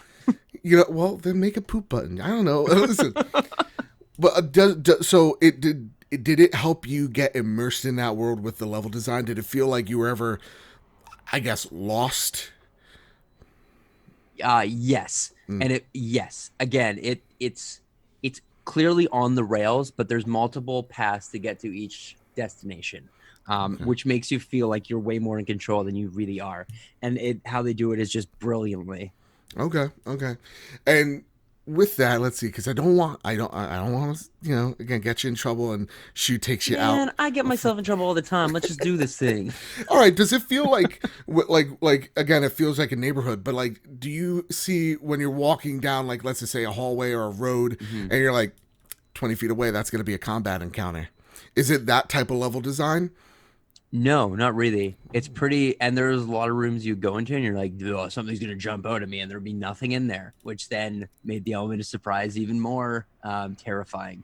That's fucking awesome. Man, I'm a little baby when I play these games too, and there's so many accessibility options on this game, like I've never seen. There's really cool behind the scenes features about that, and one of them is you can have like the white line, like the Metal Gear kind of thing, jump up if there's like an enemy about to pop out of you from like behind something or anything, so you can be kind of prepared for the jump scare.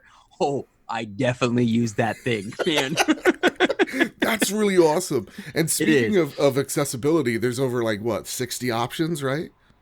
Yeah, apparently, yeah, it's crazy. Like they've built this game for like people who are blind can play it, like people with one arm, like all kinds of different disabilities, which is fucking awesome. It's so cool. Yeah, and now the one question here, because it's Naughty Dog, I don't think you can do this on a Naughty Dog game, but can you also change the difficulty on the fly? Yes. Yeah. Fucking awesome. That's awesome. Yeah. And I from what I'm aware too, for trophy hunters out there, the achievements aren't tied to difficulty. Right? I don't think so, no. Because people were then complaining. They're like, ooh, this is like, anyone can now play this game. If you can put it on easy, it's like, great. It's a single-player game. Who cares? You can play any way you want. Yeah, honestly, I never understood that argument. Let's talk about this. Sounds. I love a good sound in a video game. How are the sounds here? Does it feel like it's dynamic? Do you feel... I don't know. How does the audio to you? I played them with headphones, and it was very creepy. These are very good haunting sounds. Like you can hear every like piece of dirt under your boots when you walk, and like wind rustling in the trees. It's really cool. Again, the world is like completely empty, right? So it's literally just the sound of nature, and then those god awful scary clickers. Dude, like I do not want higher def clickers. They're so gross to look at. Oh my god, yeah. And just like the I think it was like not the bloaters. There's the new ones that they introduced. I was just like, nah, I'm not gonna fuck with that. No. The soundtrack as well. You say it's empty a lot of the times. How does the music play? There's a cover of Aha's "Take on Me" that is so good. That No. fits it so nicely. I was like, "What the?" I was like, "I know this song. I know this song." And then I was like, "Oh my god, this is a good song." There's a lot of moments where you can like pick up a guitar and play and like strum along, and your character sings and stuff. It's cool. There's a lot of, and then just the regular soundtrack alone is very, very good. I'm sure there'll be a lot of people asking for a digital copy or a copy of vinyl. Absolutely. I don't know if that's in the works, but I assume. I mean, most video games have soundtracks now released. Yep. I love the Death Stranding soundtrack. That's always my hell go-to. yeah. I didn't like that game, but I love that soundtrack. Right? Talk about a game of walking and walking and walking. Did that have a jump button? Yeah, I think it did. Yeah, it did. All right, it did, we'll reward 'cause you that one a would jump like button. jump and you would like fall and You'd make it stumbles. Man, that was a game. That was an experience. Let's talk about combat. That was a game. Let's talk about combat here. All right, we kind of beating around the bush here. Combat. It's way better. Yeah? It's way better. How it's so? not it's way less wooden. Like it feels more, it's realistic but in a fun way. And it feels really good to shoot those zombies in the face. But the thing is like using melee weapons like the knives and the swords and stuff, that's where it's at. Like cutting those guys' heads off and stabbing them like close range just feels good. I heard it's And brutal so as all gory. hell. Like Oh, it's so gory, man. It was like there's a lot going on in the world, right? Like it's dark out there. It's like outside my like window. It's like a dark, depressing place right now. And playing through this game, you're like, God damn, there's so many killings and there's like people being hung and like oh god, like it's a lot. Like it's violent. And then you have to kill dogs. And I was like, fuck, I don't want to kill the dogs, man. I wish that was hate an accessibility option. I don't want to kill a pup. I don't want to kill the dog. Like, just turn the dog into like a zombie or something that What if- crawls. I don't care. Yeah, like the option is like instead of stabs, you give it pets, and he just walks away. And he's debilitated. Yeah, He's a good boy. yeah, he's just following an order, man. I don't know. And I don't know if the violence is justified. I get that they were going for this whole revenge thing, and human beings are horrible people, and this is what they're gonna fall back onto, this constant violence. But like, the game beats you over the head with it, and you don't really have a choice. Like, you have to be violent too, and it's just it's a lot. Like, it is a lot to play this game. It took me. I got Bugs Fable at the same time, and all I wanted to do was play Bugs Fable because that game is so funny and so cute. And like, oh, this is happy and cheery. Where the last of us, I'm like, oh my god, I feel horrible. So is this like being visceral for just being visceral sake, or I think it is a lot of the time. Yeah, it's a little bit too much. All right, I feel you that. Is there an option to kind of like, I know like games like Doom do this, where it's like less giblets, like not as much blood. That's a good question. It must. I don't know that. It must though. I would assume so. Okay. Now we kind of go back to level design here in terms of like stealth, because the one thing that they say is you could play this the way you want. You want to try to evade the most people amount as possible, go for it. If you want to just go guns blazing, go for it. Does that hold true? And how are you playing when you're playing The Last of Us Part 2? I like the stealth because I cannot stand the jump scares. I do not want those things running after me, man. It's terrifying. Yeah. But the game forces you into, I mean, all kinds of, it like forces you into action scenes at points and forces you into stealth scenes at points. But I prefer to go stealth for sure. Yeah. But then you had to watch like them stab the neck with the knife every time. I'm like, oh god, it's so gross. I could just shoot you from 20 feet away. It would be but I was so much also better. worried about running out of bullets because that was my problem in the first one. I remember like near the end there was one that I was stuck in. There's like 70 of those like zombie dudes, and I had no bullets. I was like, I don't know how I'm gonna do this. This is frustrating.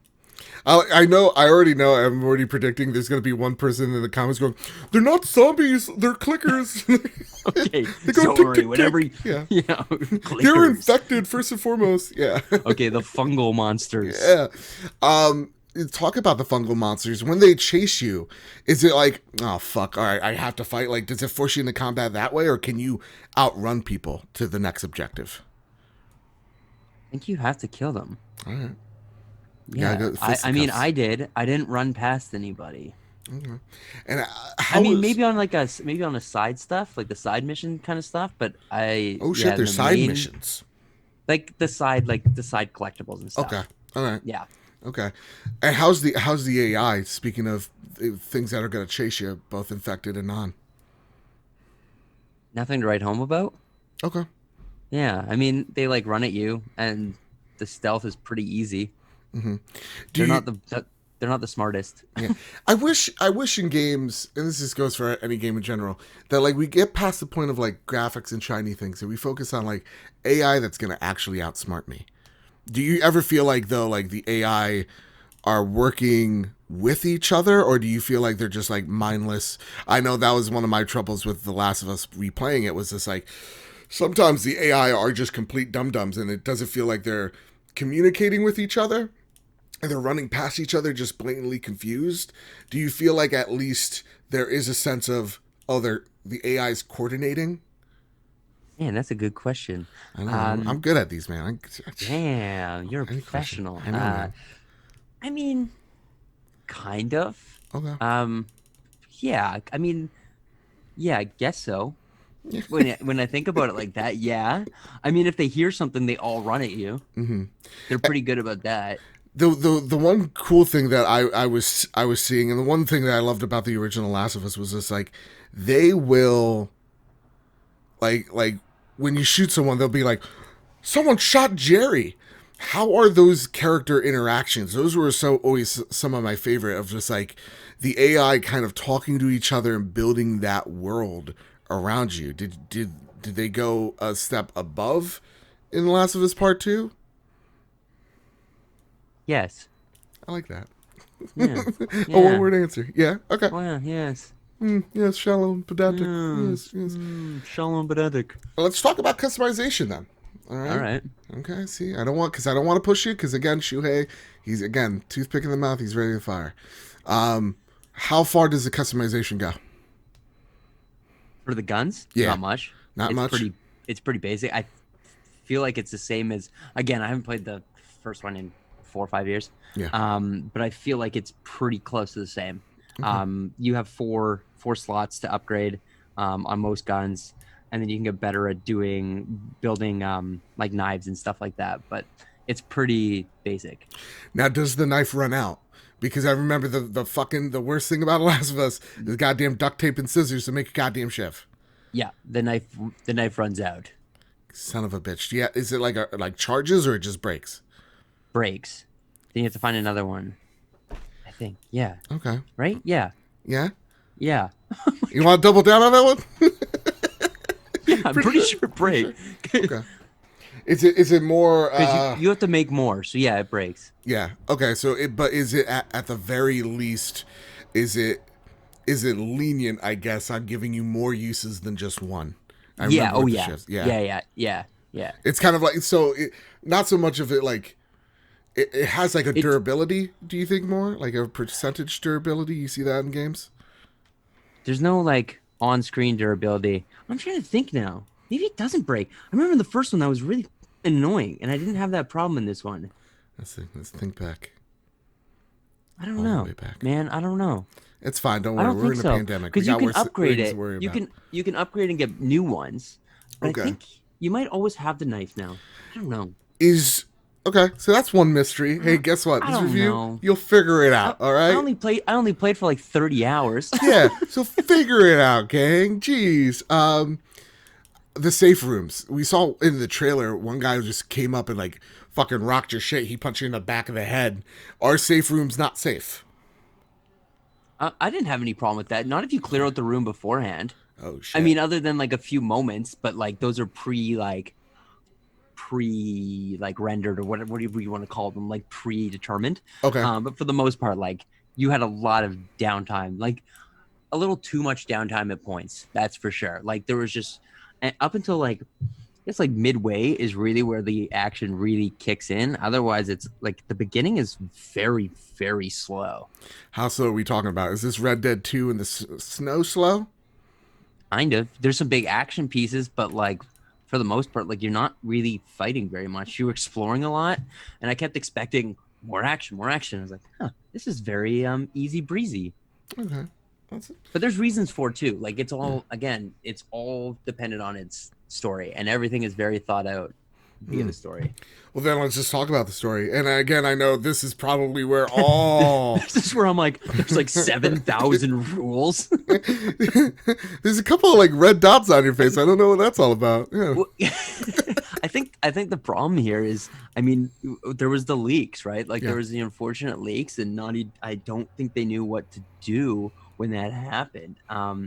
And I guess they wanted to stop the story beats, so they didn't line up with the leaks. Because the reception of the leaks were not great, I'd say, from most people. Like I went on the Reddit this morning, and oh my god, those people are the worst. Yeah, they seem very very hateful. They're kind of like the villains in this game. Which there's two factions, right? There's like one I think it's like the well, I'm not gonna say names. There's like one that's like a cult, and then there's one that's like ultra militaristic. Yeah. Right. Yeah. Do we get a sense of like, there's no choice, I don't think, in this game. Do you get a choice of like, both of them are equally bad, or one's way worse than the others? Both of them are equally bad. Yeah. Yeah. I mean, everyone's bad. My parents, they've been talking outside the hallway for like 15 minutes now, and I'm trying to like keep my composure. My mom knocks on the door, and as she's knocking, she's like, "Oh shit, he's streaming." Gotta love the folks. Hey, Ma. I'm sorry. So say that again. They're both equally bad? They're both equally bad. I mean, no one's good in this game. That's the thing. There's like no happiness at all. From start to finish, no happiness? There's like maybe like 10 minutes. All right, I'll take 10. Dude, I'll fucking take 10 minutes. I don't give a shit. That's what I'll do. There's some really, really beautiful just character on character scenes. They're just absolutely incredible. And there's little flickers of light, and you're like, oh, this isn't going to be so bad. And then the next scene, it's like, oh, I was wrong. That's depressing. And speaking of like hopelessness, we're following Ellie, which is like, to me, when I'm thinking of Ellie, like, and I'm thinking of The Last of Us Part 1, we really, to me at least, I got this message of like, we are Ellie. We're seeing the world through Ellie's perspective, and that's why when we're watching Ellie in Part 2, we all care so fucking much, because we really saw this world through her eyes. Are we really taking Ellie's hope away in this one? Oh, Ellie has no hope anymore. She's like beat down and she's exhausted. So she's very angry and very. Yeah, there's again, it's really weird. Never seen this where you're not allowed to talk about the beginning of a game before, but there's like shimmers of hope there. Again with Ellie, but then that's very quickly taken away, very quickly torn down. Yeah. Okay. My question here is, we're talking and we're dancing around this story. We're doing a beautiful dance. It's beautiful. We're doing like the dance you saw in the gameplay trailer like 2 years ago at E3. Yeah. The barn. I'm thinking Cap at the end of Endgame. Yeah, exactly. Yeah. So what can we say here? How did you like it? That's a good question. I can answer that. Yes. Okay. Here's where it gets complicated. I think this is an absolute masterpiece of a game from a gaming perspective. Story-wise, I don't love it. And as a game, I don't totally love it either. But I appreciate it because of how incredible it is and how far it's pushing the technology. Like, they're just such simple little details of...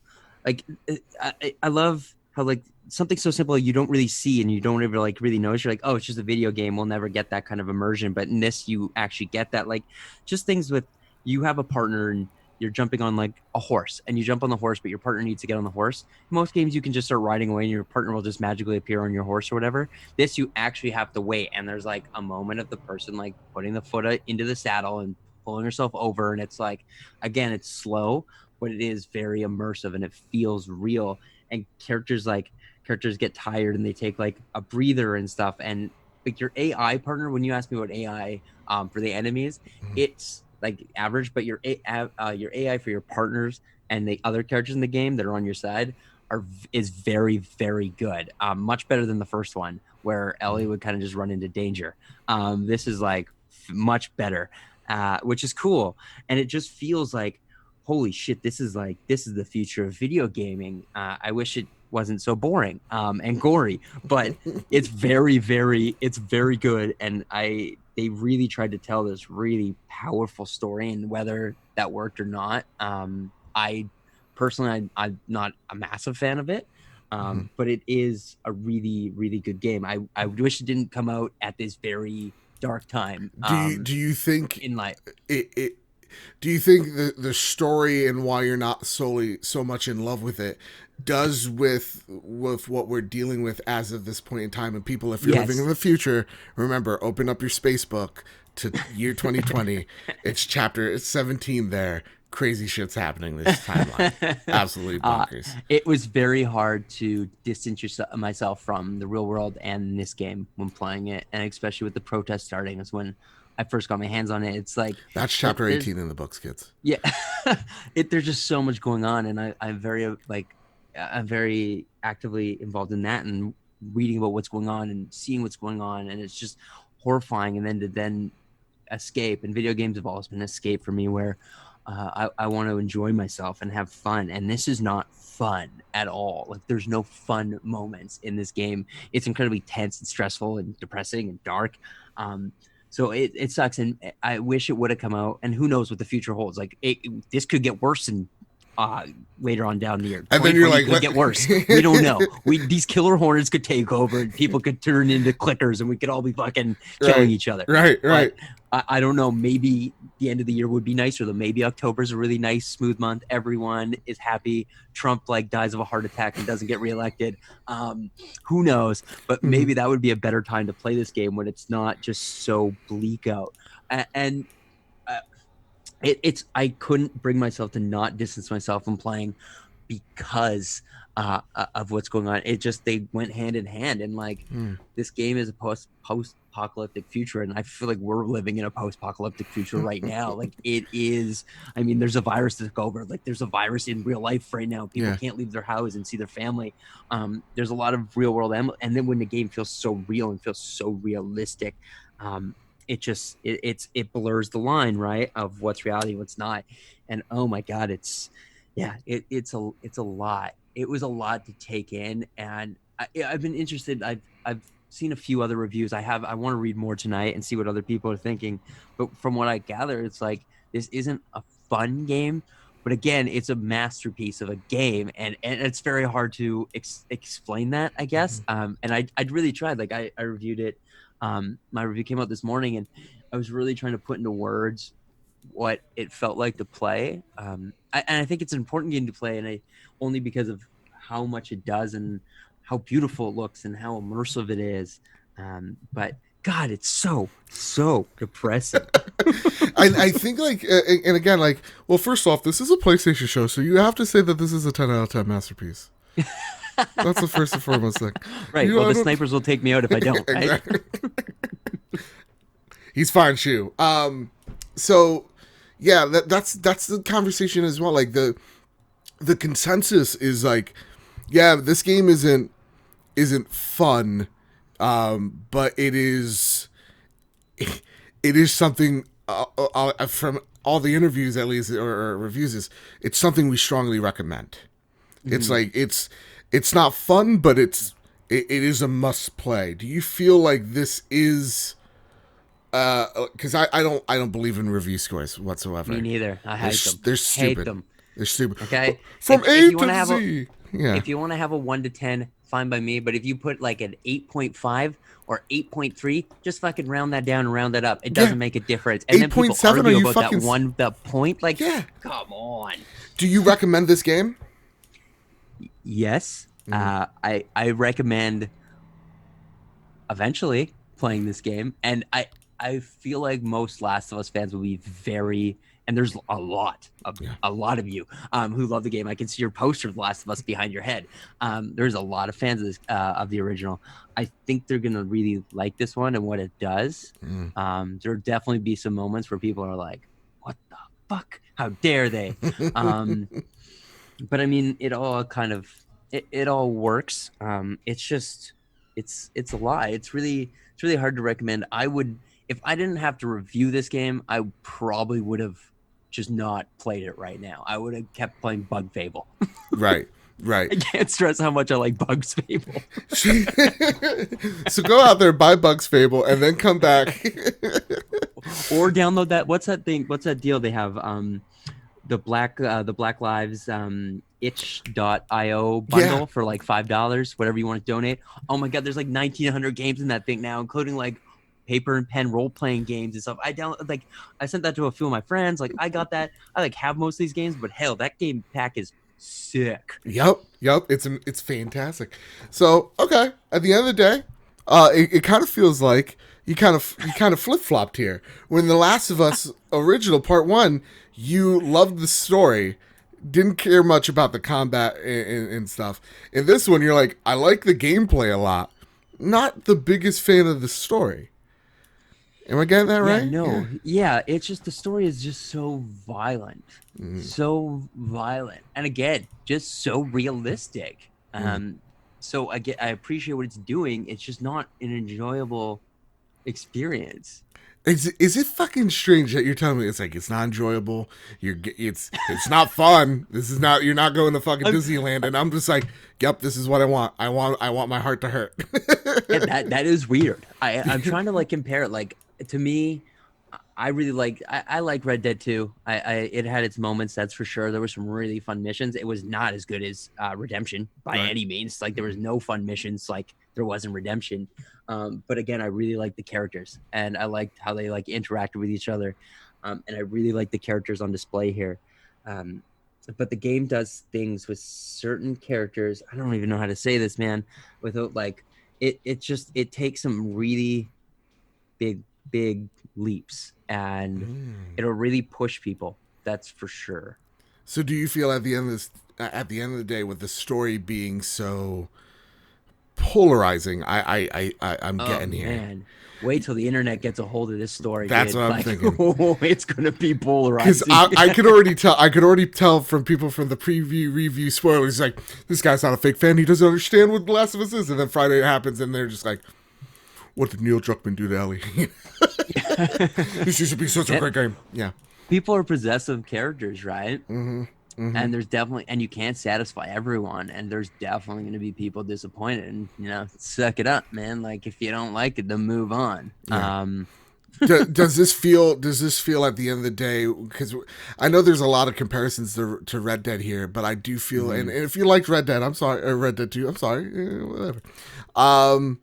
But because that was such a game where it's just like, it didn't warrant a sequel, it didn't need a sequel, and then when we got it, it was Is that The Last of Us Part 2 for you? Or do you feel like, no, this makes sense to be here? I did. Okay. I did think that. I did think that. Yeah, I like that. You know what? We'll let it there. I'll be subtle there. I did. I always question sequels, and if they're really necessary or not. And in most cases, they are not. I don't know if they had. I don't think they had this idea for a sequel when they set out to make the first one. Yeah. I don't know. Maybe they did. I've never seen anything that says they did. It didn't feel like they did. I felt like one, even though it ended on a kind of a cliffhanger, it ended on like, okay, cool. I'm just gonna, in my own head, I'm gonna imagine where their life goes, right? Yeah, and I'm sure they wanted to explore that world. And at the end of the day, I would rather them just take new characters, like the Walking Dead, like kind of walking thing, or the Walking Dead. Right, like spin-offs. Games and stuff, right? Like just like spin-off character. Maybe the character interacts with the character later on or something. Like there's like cool cutscene. They're like, oh my god, it's the person from the first game. But then that way you can get rid of expectations a lot of the time. Like Red Dead should not have done a prequel. Like that was the worst part about it, is I didn't care. Do you feel like at the end of this game, not to say like, oh, Ellie's gonna find a rainbow and whatever, do you feel like that this game does warrant a sequel in that vein of like, let's take different characters because there's something in this world that people like? Do you think that this game warrants that type of like part 3? No, Okay. no, I don't. No, definitely not. Alright. I'm curious to know how they're going to do the show. Yeah. I've only seen like little bits and pieces, and it looks like they've got a killer creative team and a killer director and visionaries. But I just like, is it going to be about Joel and Ellie? And if it is, like, are they not? Is it not just going to be a replay of like pretty much the game? Right. I don't know. It'd be interesting to see. I mean, there's lots of potential. Like, clearly, there's a lot of people live in these games, and you definitely see a lot more people in the second one than you did the first one. I don't remember you seeing a lot of people that you didn't really kill in the first one. Yeah. Again, my I'm memory thinking of becomes like a little Bill, foggy, but- Sam. right? Yeah. That's The Last of Us. Hey, Brock, I want you to. I really want to thank you for dropping by, giving your honest takes, talking Last of Us Part 2 with me. Again, you're like, this is bleak. This is I don't know, and I'm just like, Like I'm pumped for this game. Sweet. I can't wait to see what's in store. And you should be, man. Like, we're all different people. We all like our own things, right? Mm-hmm. Like, again, I really am impressed by this game. It's just a lot. But it's a lot. But I definitely, for like fans, I think it's a recommended play. Awesome. And with that, Brock, is there anything you'd like to say? Anything you'd like to plug before we get on out of here? Yeah, definitely. Sign petitions, get out and vote, and stay in school. I liked this podcast before it got all political, and it just put, it's just what He's happened. That green-haired asshole isn't even American. That's right. Back in your I'm lane. Canadian. Hey, we're suffering up here too. Okay. Wait, you guys had an election already, right? We had an election. Yeah. Yeah. Okay. Yeah. Our guy's a lot nicer than yours. Dude, he's handsome. Yes, he is. His hair is just growing magnificently. In Dude, quarantine. he did like this waft back, and I was just like, fuck me, dude. Are you kidding me? Oh my God. I mean, I think that's part of why he got elected. Man. Yeah, I discovered a part of myself I did not know existed until then. Anyway, everybody, that's been the Trophy Room, the PlayStation podcast made by the players for the players. If you like what you heard, please hit us a 5-star review on iTunes. It really does mean a lot to us, and all the love we've been getting the past few months has been just absolutely incredible. So with all that said, with all that out of the way, everybody, keep hunting and keep playing PlayStation.